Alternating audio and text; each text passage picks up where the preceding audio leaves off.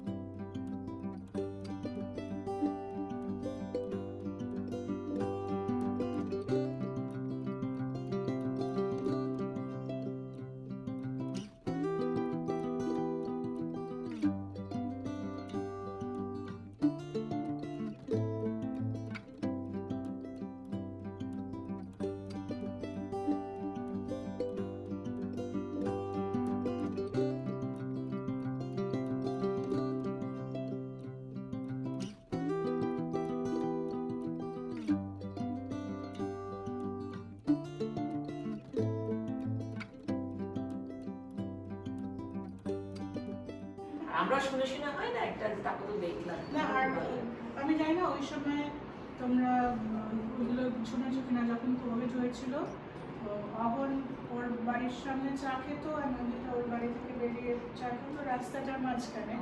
ওরা চেঁচে চেঁচে গল্প করতো, দুজনে চা খাচ্ছে। একটা যখন প্রথম পৌঁছয় বাসন্তী পোলাও, যেটা আমরা কিন্তু বাংলাদেশে এটার সাথে একেবারেই পরিচিত না, এই বাসন্তী পোলাও আচ্ছা, পরিচিত না।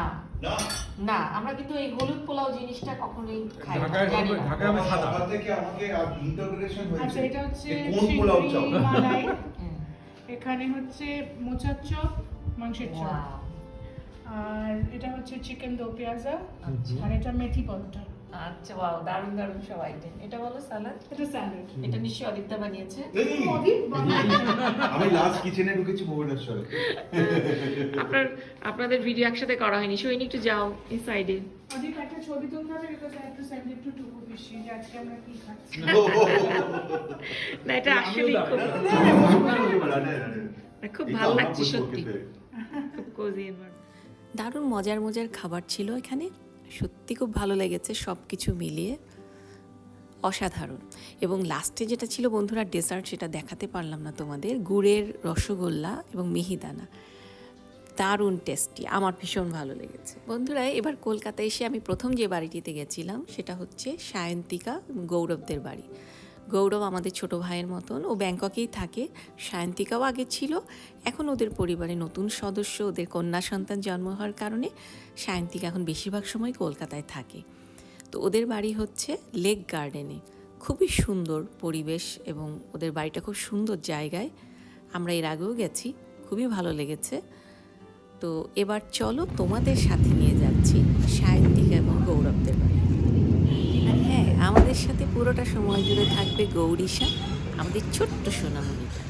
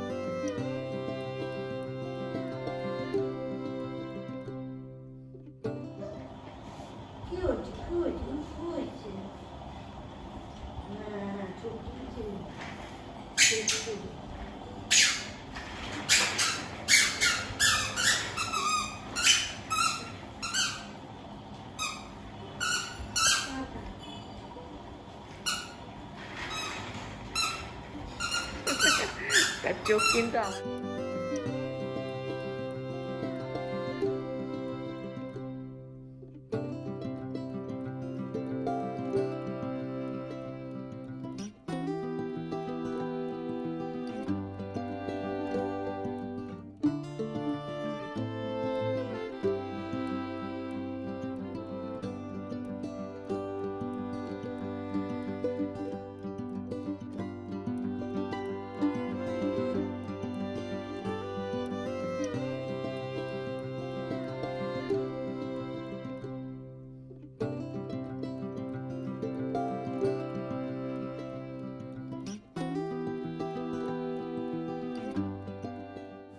অনেক মজার মজার রান্না ছিল এখানে, ওরা অনেক ধরনের রান্না করেছিল, খুব টেস্টি ছিল রান্নাগুলো, খাবারগুলো খুব মজা লাগছিল আমাদের কাছে। থ্যাংক ইউ সায়ন্তিকা, অনেক কষ্ট করেছিলে তোমরা। থ্যাংক ইউ গৌরব, এবং তোমাকে আমরা খুব মিস করেছি গৌরব। এগুলো দেখো, খুব মজার একটা জিনিস, আইসক্রিম মিষ্টি। আমাদের বাংলাদেশে পাওয়া যায় কিনা আমি জানি না, তবে আমি আগে কখনো খাইনি। খুব অন্যরকম, খুব ভালো লেগেছিল।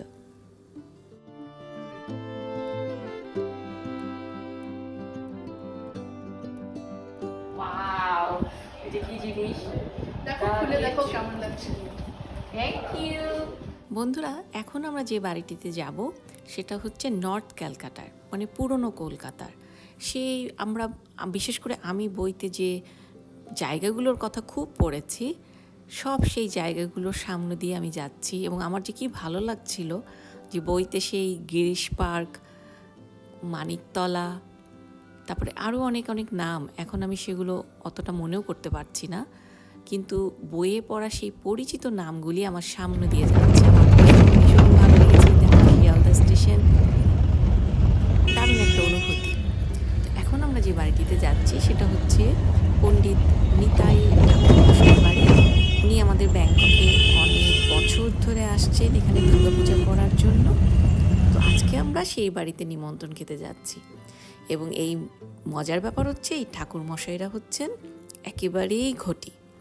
প্রথমে তোমাদের যে পরিবারটি দেখিয়েছিলাম সেটা একটি মিক্সড পরিবার, ঘটি বাঙাল, এবং তারপরে যে পরিবারটি দেখিয়েছিলাম তারা বলা চলে অলমোস্ট বাঙাল। আর এখন যে পরিবারটি যাচ্ছি আমরা, তারা হচ্ছে একদম পিওর ঘটি। তো আমি খুবই এক্সাইটেড, পিওর ঘটি বাড়িতে আজকে যাব এবং তাদের রান্না খাবো। এটা আমার অনেক দিনের একটা শখ ছিল। চলো বন্ধুরা, আমার সাথে থাকো।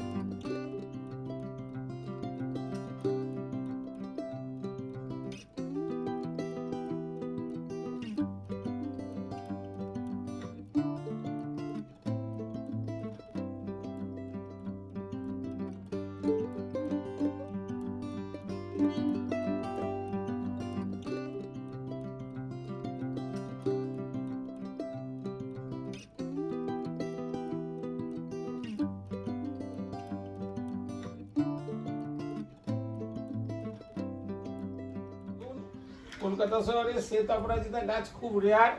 শ্বেত অপরাজিতা গাছ থাকলে গ্রহ কাটে, হ্যাঁ, এবং কোনো অশুভ গ্রহ ঢুকতে পারে না। তার জন্যই শ্বেত অপরাজিতার গাছ। আসুন গাছটা একটু তুলুন, কতটা টেনে দেখ শুধু দেখুন। এ তোমরা জলটাই খেলে না, আগে থেকে কেমন জলটা খেয়ে নাও।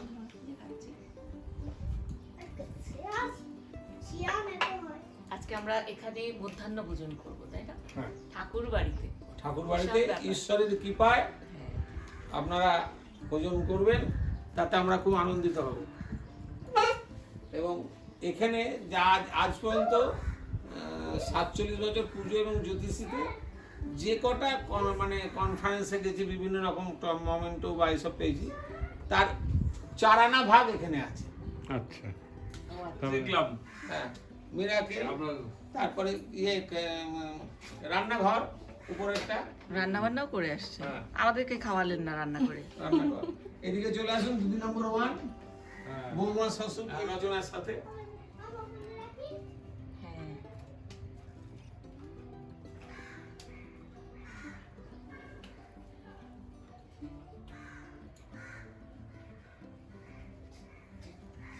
এখানে সৌরভ গাঙ্গুলি, আর প্রসেনজিৎ চ্যাটার্জি। আর মিঠুন কই? এইটা এই মিঠুনেরটা আবার ওই বাড়িতে আছে। আচ্ছা, কটা বাড়ি আপনার? 3টে।